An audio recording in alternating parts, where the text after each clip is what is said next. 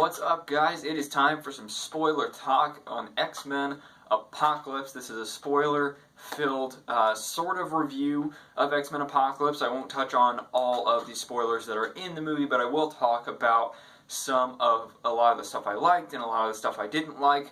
So here we go, and that is a fair spoiler warning. If you have not seen the movie yet, do not watch this video unless you don't care about spoilers, in which case, welcome to the channel.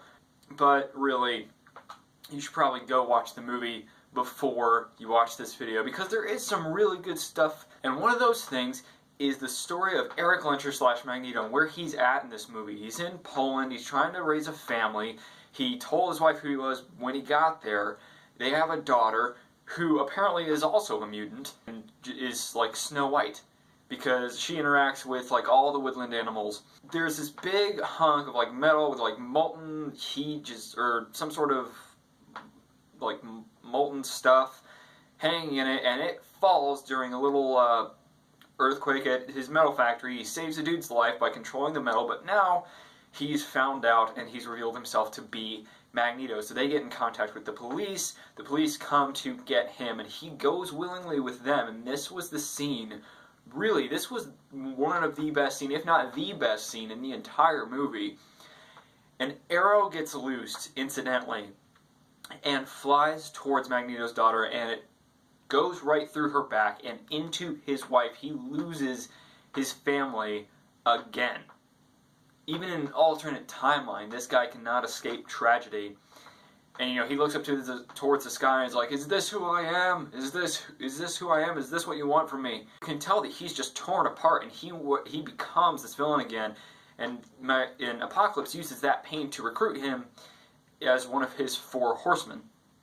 So Magneto's story in this movie is fantastic. One of the aspects of Magneto's story that I didn't like was Quicksilver is on the hunt for Magneto because he's his father and he wants to go talk to him, but he just doesn't tell him that he's his father. We don't really know why he just doesn't tell him. There are a few plot points of contention here, like, I'll just go ahead and get this part out of the way because I really do have to talk about it. The Wolverine cameo in this movie, and the Weapon X headgear, and it's really cool to see. The Weapon X scene in this movie is very cool to see. Wolverine, busts out of his cage because Jean Grey opens it, and he just goes berserk. He just slaughters dudes left and right. He's taking everybody out with these claws. But the thing is, he's in Stryker's base at Alkali Lake. We don't know how he got there, and the movie never attempts to explain how he got away from Mystique from the last movie, because Stryker picks him up out of the water in Days of Future Past, but then you see the eyes go yellow and you realize, oh, that's Mystique. How did he escape Mystique's, custody? We never find that out, and the movie never attempts to explain that. That's a big plot hole that you really have to address when you throw a cameo like this into this movie. That being said, it is a really cool scene to see. We can kind of see where Logan first gets his connection with Jean Grey. Sophie Turner's Jean Grey I thought was really cool. Another moment that I really, really, really loved in this movie, not necessarily most of the stuff leading up to it, because the last 30 minutes of this movie felt a little rocky and didn't really feel very impactful. But when Jean Grey finally releases her Phoenix powers, it is one of the coolest sights to see on screen, just ever. It is so cool to see. So, they might do the Dark Phoenix saga, they might redo it again, so that they can correct the disaster that happened in X-Men 3. But seeing Jean Grey use her Phoenix powers was pretty awesome. You get to see this Phoenix-like shape when she's helping Xavier battle Apocalypse in Apocalypse's head, because Xavier has a mind battle with him. All of that stuff is really cool in and of the concept of itself, and if it was just a separate scene kind of removed from the movie, put somewhere else, it would be like one of the coolest scenes ever. The issue is everything leading up to that, and even some of the stuff immediately leading up to it, doesn't feel as impactful and doesn't feel as vital as it needs to. Like, Apocalypse is transferring his consciousness into Xavier so that he can take over Xavier's body and be everywhere at once, because Xavier can control all the minds in the world through Apocalypse. And he uses that to send a message. That's one of the things I really liked about the movie, was Xavier standing up for everyone and saying, all those with more power protect those without, and like not, you know, conforming to the message that Apocalypse was sending to everybody. He also kind of threw a little side message to Jean Grey, who's like, we're in Cairo, come get us. But ultimately, the only thing of consequence that really happens in this movie is Professor X goes bald. That's really it. I mean, I'm sure there's some stuff in Cairo that they're going to have to deal with in the next movie, or maybe they won't. Who knows? But the thing is, if you view this film as an introduction to the rest of the X-Men franchise, to what's to come, it is a pretty good movie, and it's enjoyable. But if you view this as a conclusion to this prequel trilogy, then it's subpar, it doesn't live up to the previous two, and it's really disappointing. And there's a few more things I have to touch on. The Quicksilver speed scene where he like carries the dog with the pizza in his mouth is pretty cool. And you see some nice character development with Cyclops and his brother being closest to the breast, his brother being supposedly dead. We don't really know yet. I guess we'll find out. But then there are also some plot points that just, they don't really work well when you think about them. Like the fact that Moira McTaggart goes to Cairo, and she's the whole reason that Apocalypse even got awoken in the first place, because she left the rug off of the entrance. That is like, just, that's not cool. Don't do that. Don't have the reason that the apocalyptic destruction is happening be an accident from somebody just acting out of ignorance. And then let's touch on Psylocke was really underused and underdeveloped. She didn't have a lot to do. She didn't do a lot. And, you know, Storm has kind of an introduction, but then they just kind of, she plays second fiddle to everybody else. There's not really anything that they develop with her.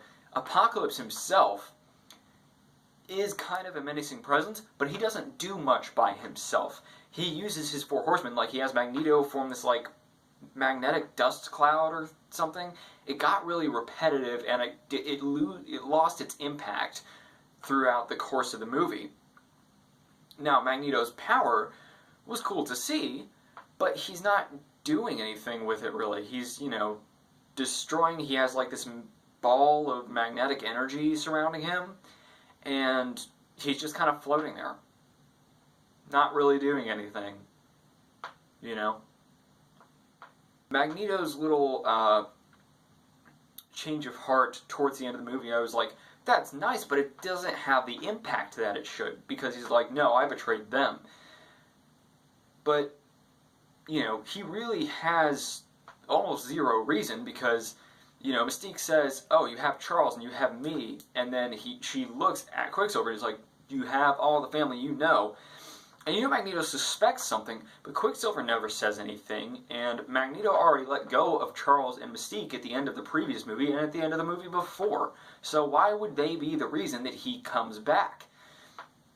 You know, there's really not much of a reason for him to come back at this point. There's also, like, there's some inconsistencies in this movie that just, they don't really work. Like the fact that Moira McTaggart at the end of First Class was like, I remember the attack on HQ, which means she knew Charles Xavier. And then during this movie, it's like she has no memory of Charles Xavier at all. Not really sure how that works out, but whatever. Bryan Singer's directing, and, you know, he says he can do whatever he wants, so I guess he can.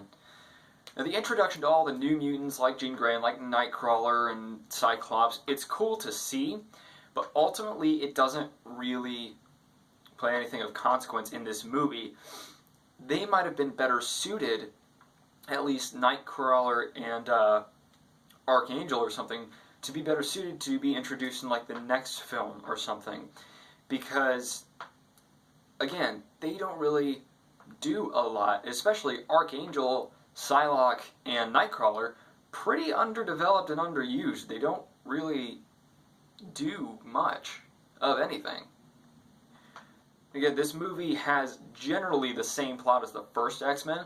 The difference between this one and the first X-Men, again, is the X-Men movie from 2000 was an introductory chapter to this entire world. We didn't need, like, a fantastic, like, oh, there's so much action and there's so much character development. We didn't need a lot of that going in. And plus, the first X-Men is a friendship story between Logan and Rogue. This movie has the entire ensemble doing different things, and there's not really a personal story going on, and it's a conclusive chapter to this trilogy. The last time we had a conclusive chapter to a trilogy of X-Men movies was in X-Men The Last Stand, and at least that felt like a conclusion, albeit a disappointing and convoluted conclusion, but a conclusion nonetheless. This doesn't even feel like a conclusion at all. This is the concluding part of this chapter of the X-Men stories, and it really feels like just a long, drawn-out, slow chapter that doesn't really hold much weight. At the end of the movie, they do get like their like 90s X-Men outfits, and that was really cool to see. We get to see them in their actual X-Men uniforms, and they go into that training simulator that you remember from the Last Stand, and they're getting ready to face off against the Sentinels of old, and they're gonna, you know, train there to become X-Men. I don't know why Jennifer Lawrence is still with this franchise. She's completely lost her enthusiasm for it, and it shows big time. It wouldn't bother me, it wouldn't bother anybody if she wasn't a good actress, but she's a great actress when she cares. She doesn't care here. And that just, you know, it makes her performance feel very flat and very just overrated. And honestly, I wouldn't mind a recasting of Mystique at this point if Jennifer Lawrence is not going to give enough effort to that character. Anyway, I know I didn't touch on like all the spoilers here. In fact, I probably barely touched on a lot of it. But I touched on what I thought I liked and what I kind of didn't like. So anyway, hopefully you've seen X-Men Apocalypse by now if you've gotten to the end of this video and watched the entire thing. But if you haven't, I would recommend going out and seeing it for yourself, because if you view it as an introductory chapter to a different X-Men franchise, you can have fun with it, but if you are going for it as a conclusion, as like a follow-up to Days of Future Past, hold your expectations a little bit. Just go in to have a little bit of fun. There's not a ton to be had in this movie, but there is some good stuff, some good potential that we have going forward for the franchise. Anyway, that is my spoiler talk for X-Men Apocalypse, guys. Thank you for sticking with me through this review series journey. I will have my review for X-Men First Class up very soon. Thank you guys so much for watching. I'm the Friendly Film Fan, and I will see you next time.